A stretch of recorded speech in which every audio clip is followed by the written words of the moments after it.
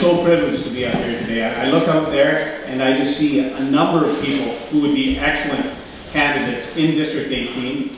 I look around, Ken Sampson, Michelle Pino over here.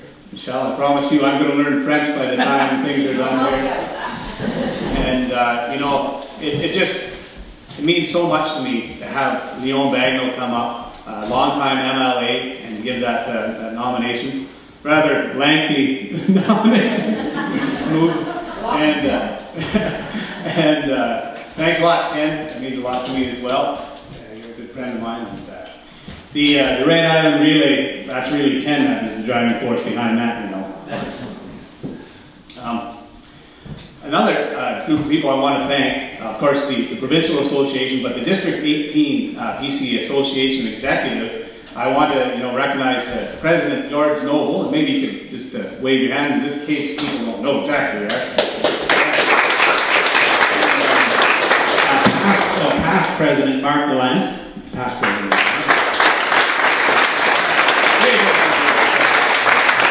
And Vice President Sharon McKay, where's Sharon? Right in the back there. And of course, Treasurer Nancy Stevenson.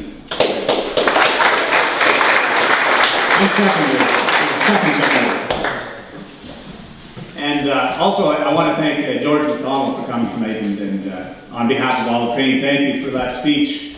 There's a fight to be fought here, by God, and we're going to do it.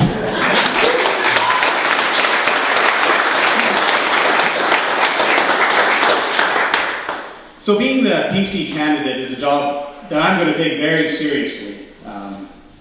The people of District 18 deserve an MLA that will be a strong voice for their concerns in the PEI legislature, and I firmly believe that now is the time for change. I've been talking to people in the area, and most are telling me they are unhappy with his government. They're sick of the blatant mismanagement of tax dollars, the wasteful spending, broken promises, and unfortunately some poor decisions that are being made. They want a representative that says what they means what they say, someone who will be accountable for the actions that are being taken, and someone who isn't afraid to give a straight answer. A person who will admit if they make a mistake and take swift action to correct the problem.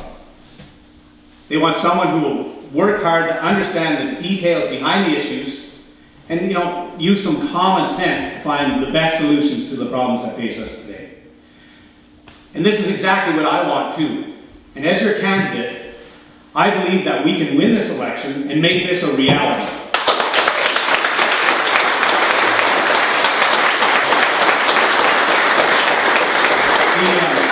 The Gibbs government's record, is ripe with mismanagement, and all you have to do is go to the PEI party website and look at the Seeing Red section, and you'll know what I mean. Just to highlight a couple of areas. It's pretty obvious we have a doctor shortage on PEI. That's no secret. And doctors are highly educated professionals, and they're used to calling their own shots. So why would Health PEI terminate the contracts of 24 of these doctors and give them an ultimatum to either move to a salary or pay-for-service method of payment by letter, nonetheless?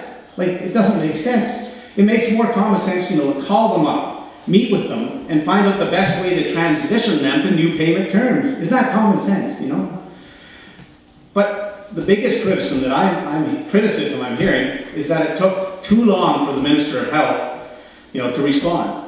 And she wouldn't give a straight answer, and she wouldn't admit that a mistake was made. She basically just shirked the accountability. The people of District 18 need someone who will closely monitor boards like Health PEI and be accountable for the actions that are taken by our government. So that's one example. Another one, as George McDonald mentioned, is over the last 4 years, the Gibbs government has overspent by $500 million. And now the province owes close to $2 billion. $2 billion. To put this another way, the province is paying $120 million of interest every year. And the budget for the Department of Transportation is only $80 million. Yes, that's crazy. Is that fiscally responsible? Well, I think not. And can it be fixed? The answer is yes.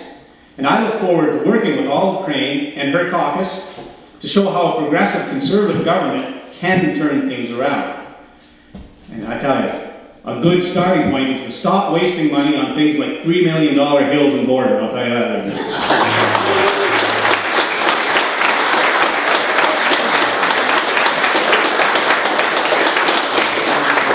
The thing is, it's all fine and dandy for me to stand up here and criticize the current government, right? How badly they mismanaged the province. I mean, as they say, hindsight is 20/20, right? But people also, they want someone with some new ideas and solutions to the issues that face us today. Well, I have many ideas, and I really look forward to working with my new caucus colleagues to tackle the issues with a fresh view. Now, I'm an IP professional and a web developer, so naturally that's an area I think about a lot. And I think one area that we need to leverage better on PEI is the internet. I mean, it truly is a gateway to the rest of the world. It's a place to market and sell all of the products and services that are made in our island. And it's an amazing communication tool, both on and off the island. We need to embrace the internet and pool business resources together to create a substantial presence. It's too costly for each business to try to do this on their own. And we made a good start with tourism, but the internet changes rapidly, and we need to take this farther. Especially on the social media front, and we need to expand this to all industries, not just tourism. And government can help by offering more and better training and incentives to do this. I mean, I already see businesses taking the initiative on their own. Like just today, the new Glasgow lobster suckers, for example, they posted messages to Facebook and Twitter. It said something like, "Nothing to do on a rainy day? Come to New Glasgow, and you'll find it hard not to buy something at the toy factory." And the preserve company always has free samples of their jams, and of course you can sit back and enjoy the view while you dine with us. Why not come to New Glasgow? And they also created a Facebook page for the community of New Glasgow. Now I know a lot of you are looking at me with, like I have two heads right now. But this is where we need to focus our energy, because this is the future, and people are grabbing it right now and they're taking that initiative. We need to support them. Now, the other thing is, high-speed internet allows for private information exchange and things like video conferencing, which are just now coming into being. I mean, they're offering fiber optic connections to the doorstep now, in Charlottetown and Summerside. We need to get some of that out here in the rural areas. The fiber optic backbone runs through our communities, runs through our district. We need to tap into that. And why? Well, I believe we should look closely at how this could be used to improve our health services. There's a field that's known as telemedicine, brand new, innovative field. As a father of children that are 2 and 4, and Karen can verify this, we got a lot of bugs that come into our home that we feel children are sick, because everyone's are. And you always struggle as a parent. Do I load them up in the car and take them to the doctor? Our doctor's in Summerside, so that means a half-day trip. By the time you get them there and back, you're waiting in the office, and then most of the time, being the overcautious parents we are, all we get is a simple prescription anyway, and get lots of rest and they'll be fine in a couple of days, right? And there's a lot of cases like that. But just imagine if we could fire up our home computer, or go to one at a local clinic, and use a virtual private network to connect to the internet and get seen by the next available doctor in a pool of doctors that could be on or off island. I mean, even the doctors could be working from home for that much. And when a doctor was available, they could pull up our file electronically, use high definition video to do a simple triage and decide whether a face-to-face meeting was needed. And for all sorts of simple cases this could be used. Like there's a lot of people have to go back and get their prescriptions refilled, or sometimes they just have follow-up appointments. So these are the sort of things where you can meet via video conference, and they can decide whether a face-to-face meeting is actually needed, or they could simply communicate directly with the pharmacy, fulfill the prescription, and move on. Now, I'm not saying that the systems exist all the way to implement this yet, but that's another area of opportunity. There's no reason why PEI can't be an innovative leader in developing telemedicine solutions. I mean, we already have companies on the island that are leaders in health industry information systems. Like our leader, Olive Crane always says, she believes that hard work and persistence is the key to make anything possible. And Here's a story that my father always tells that illustrates this point. Once there were these two frogs, and they decided they were going to have a race.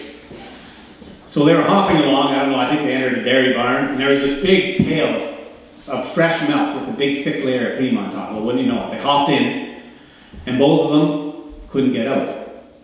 Well, one frog panicked, swam as fast as they could and tried to climb the sides, soon succumbed, tired out, and drowned. But the other frog continued slowly swimming, paddling, and kept on and persisted, and soon some of that cream turned to butter. And when the pat of butter was large enough, it climbed up on top and it hopped right out of the pail and became a nice And the point is, it's when problems occur and times are tough that a person's true character comes through. You know, when the going gets tough, the tough get going. And I assure you that I will work with vigor and determination to find the best solution, whatever the issues may be. You know, I will actively seek input from all constituents in District 18, regardless of political stripe, and make sure these issues are brought to the government table with a strong voice.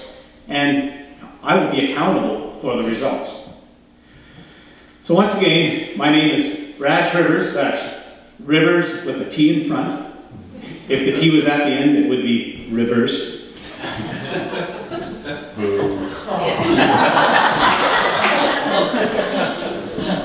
The race is on, so let's go make some butter.